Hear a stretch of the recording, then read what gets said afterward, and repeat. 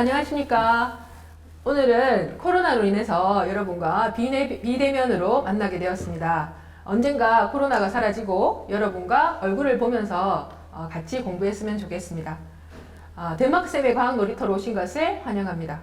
저는 서동중학교에 근무하는 과학교사 박미정이라고 합니다. 오늘 저는 속담으로 배우는 과학 원리라는 주제로 여러분과 같이 공부를 한번 해보도록 하겠습니다. 자, 그럼 오늘 속담은 무엇일까요?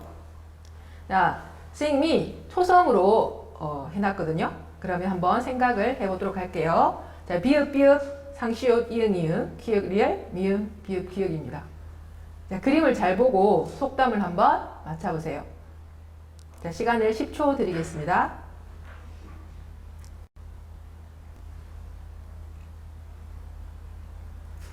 예, 10초가 시간 지났습니다.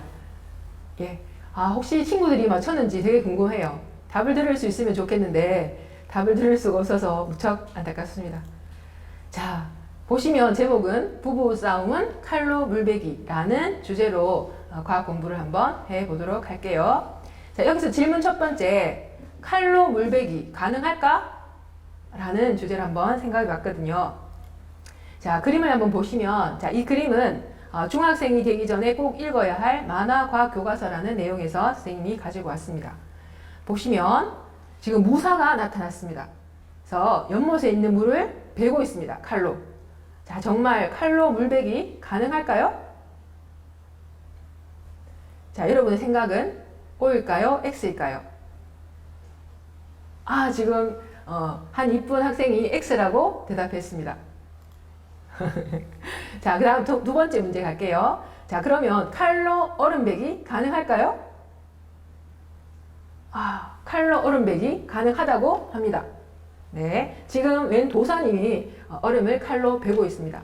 정확히 얘기하면 베는 것은 아니고 깨는 것이라고 할 수 있겠죠. 자, 그럼 여기서 칼로 물베기는 가능할까? 또 칼로 얼음배기 가능할까? 이렇게 두 가지 문제로 생각할 수가 있습니다. 자, 그런데 금방 예쁜 친구가 얘기한 것처럼 칼로 물베기는 불가능하다고 대답했고요. 칼로 얼음베기, 얼음 깨기는 가능하다라고 얘기를 했습니다. 자, 그럼 여기서 자, 지금 꼬마 친구가 박사님께 또는 도사님께 지금 반박을 하고 있죠. 자, 물을 베랬지 누가 얼음을 베랬어요? 라고 얘기를 했거든요. 자, 또 여자친구는 누군 칼로 얼음을 못 깨요? 이렇게 얘기를 하고 있습니다. 자, 그러면 물과 얼음, 물은 깨지 못하고 베지 못했고 얼음은 우리가 뱄지요. 그죠? 깼습니다. 하지만 물과 얼음 모두 땡땡은 같습니다. 자, 여기서 땡땡은 뭘까요? 자, 물과 얼음. 땡땡은 같습니다. 자, 친구들 지금 막 대답하는 소리가 들리는 것 같아요. 도서관에서 서로 막 대답하겠다고 손드는 모습이 막 상상이 막 되고 있거든요. 자, 물과 얼음. 여러 가지 답이 나올 수 있거든요. 자, 물과 얼음. 물질은 똑같다. 또는 출시는 똑같다. 이것도 답이 될 수 있고요. 조금 더 정확한 표현으로 한다면 분자는 똑같다. 이렇게 얘기할 수 있습니다. 자, 그런데 네 번째 이제 문제 가겠습니다. 자, 물은 땡땡 상태이다. 자, 지금 한자어로 표현이 되어 있습니다. 한자로. 한자가 좀 어렵죠. 그죠? 하지만 여러분은 잘 알고 있죠. 자, 물은 땡땡 상태이다. 자, 그림을 보면 가나다가 세 가지가 있거든요. 보시면 다로 갈수록 보면 물을 이루고 있는 알갱이, 조금 어려운 말로 분자라고 합니다. 자, 분자들이 굉장히 자유롭게 빠른 속도로 운동하고 있는 것을 볼 수가 있습니다. 자, 반대로 가에서는 물을 이루고 있는 알갱이가 자유롭게 움직이지 못하고 제자리에서 떠는 진동 운동을 하고 있다는 그림을 표현해 놨습니다. 자, 중간에 있는 나는 비교적 자유롭게 운동하는 것 같은데 그릇은 벗어날 수 없는 운동 상태를 얘기를 하고 있죠. 자, 그러면 물은 가나 다 중에서 어떤 상태에 해당이 될까요? 자, 아마도 친구들이 다 맞췄으리라고 생각합니다. 자, 다 나입니다. 나. 자, 나는 바로 물질의 세 가지 상태 중에서 액체 상태에 해당이 되죠. 그래서 액체 상태의 물질은 비교적 그릇 안에서는 자유롭게 움직일 수 있지만 그릇 밖을 나갈 수는 없죠. 자, 다의 경우에, 기체의 경우에는 그릇 밖으로 도망갈 수도 있죠. 자, 그래서 우리가 만약에 물을 칼로 벤다면 그 칼이 지나가는 순간 바로 다른 물 알갱이들이 그 빈틈을 채우기 때문에 절대로 물은 뵐 수가 없겠죠. 자, 5번째 질문이 갑니다. 자, 얼음은 땡땡 상태이다. 자, 앞에서 물은 액체 상태라고 얘기했고요. 자, 얼음은 땡땡 상태인데요. 자, 얼음은 뭘까요? 네.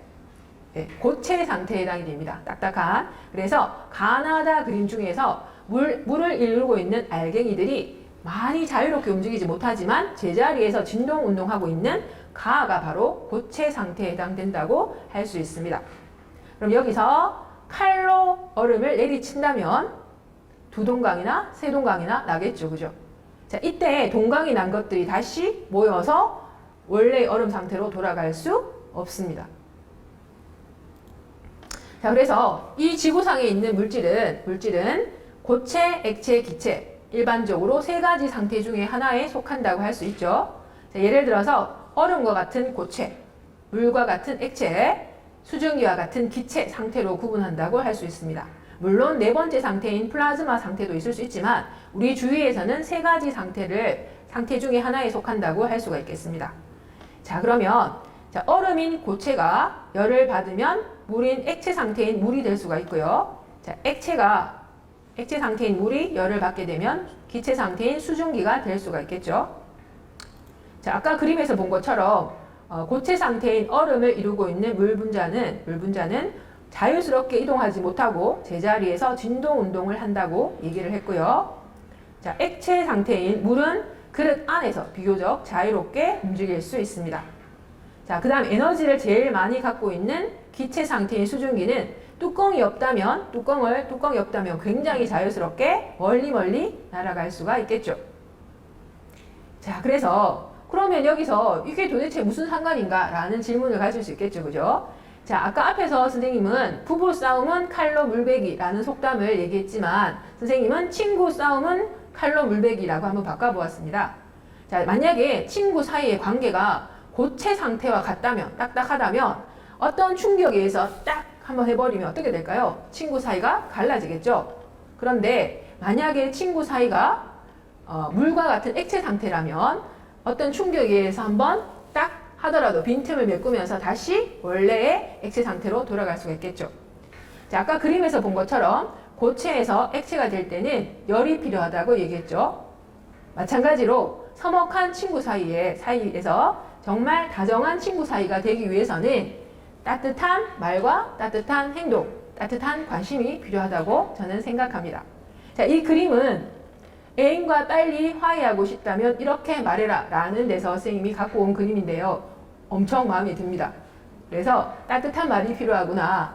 분자가 열을 받게 되면 부드러운 액체, 또 자유로운 기체가 되듯이 우리 친구 사이에도 좀 자유롭게 따뜻한 말과 행동이 필요하겠다 하는 생각을 해보았습니다. 자, 제가 국립국어원에 사이트에 한번 들어가 봤거든요. 어떤 질문이 올라 있냐면, 자, 칼로 물베기에서 물을 베는 건 어떤 행동을 뜻하는 건가요? 자, 고여 있는 물인가요? 아니면 흐르는 물인가요? 이런 질문을 한 거예요. 너무 재밌었어요, 질문이 좀 이상했어요. 이상하긴 했지만 거기에 대한 답을 너무나 국립국어원에 이제 근무하는 담당자께서 굉장히 성의있게 답을 해주셨습니다. 자, 부부싸움은 칼로 물베기는 부부는 싸움을 하여도 화합하기 쉬움을 나타내므로 이 속담에서 물은 칼로 베어도 나눠지지 않는 성질을 의미합니다. 이렇게 잘 설명해주고 있어요. 자, 따라서 질문자가 얘기한 이 물이 고여있는 물이냐 흐르는 물이냐 이것이 중요한 게 아니고 이때 물이라는 것은 액체 상태이기 때문에 뵐 수 없다. 자, 틈이 생겨도 바로 메꿔진다. 원래의 다정한 사이로 돌아갈 수 있다는 것을 얘기해주고 있습니다. 자, 이렇게 물질은 고체, 액체, 기체로 존재하잖아요. 대부분의 물질들이 고체, 액체, 기체로 존재하고 각각의 상태에 따라서 특이한 성질을 가지고 있습니다. 자, 그런데 물은 조금 더 독특한 성질을 가지고 있거든요. 자, 그 내용을 한번 보시겠습니다. 물의 특성을 잘 나타낸 그 재미있는 특성을 알려주는 영상이 있어서 링크를 선생님이 걸어 두었습니다. 유튜브에서 얼음 위에서 스케이트를 탈 수 있는 원리는 이라는 제목으로 들어가시면 물의 특성에 따라서 어떤 재미있는 현상이 나타나는가를 여러분이 확인할 수 있고요.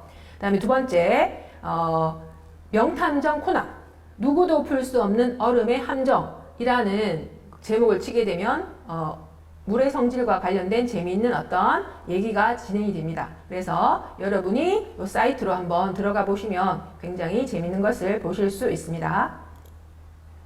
그래서 요거는 명탐정 코난에서 잠깐 나온 얘기거든요. 그래서 여기 보시면 커다란 얼음 덩어리에 철사를 매달고 양쪽에 굉장히 무거운 이런 그 물을 이렇게 무게가 있는 것을 달게 되면은 그 압력에 의해서 얼음이 잘려 나가는 듯한 그런 현상이 나타나게 됩니다. 자, 이것을 선생님이 물의 상평형 그림으로 소개를 할게요.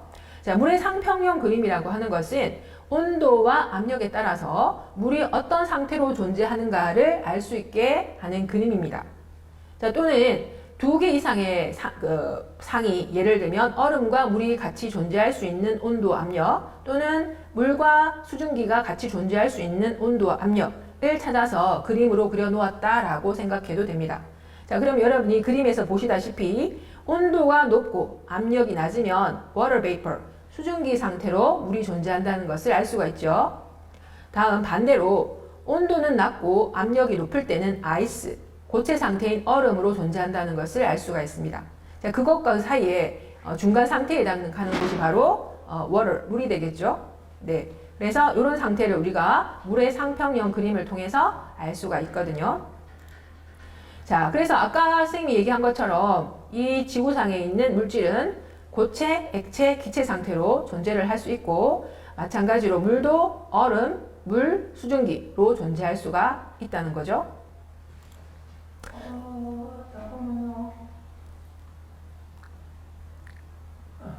네.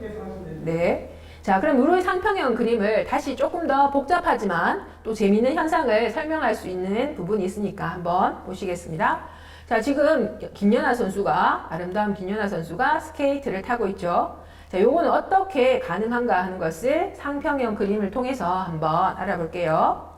자, 그럼 김연아 선수가 지금 얼음 위에서 스케이트를 타고 있죠. 자, 그러면 여기 지금, 여기 보면 보라색 선이 있거든요. 여기 보시면, 자, 얼음인 상태에서 압력을 준다. 위로 올라갑니다. 자, 위로 올라가게 되면은 얼음 상태인 물이 어떻게 액체 상태인 물로 바뀔 수가 있습니다.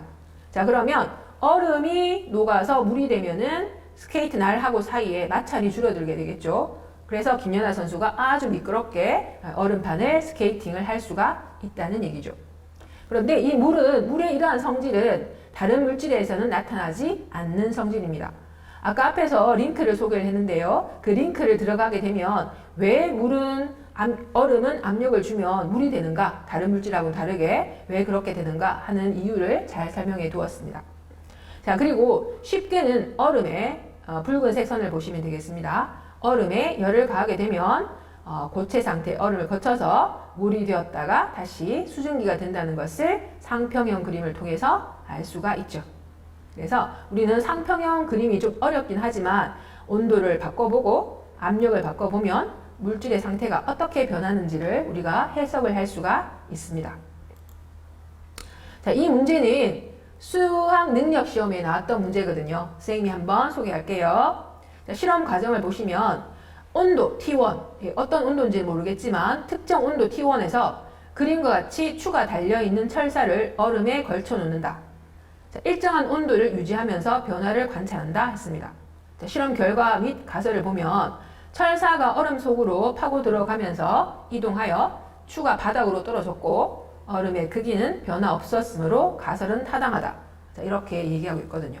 자, 그래서 이 실험을 하기 전에 자, 내가 어떤 예상을 했을까요? 어떤 가설을 했을까요? 에 대한 답을 찾아보는 겁니다.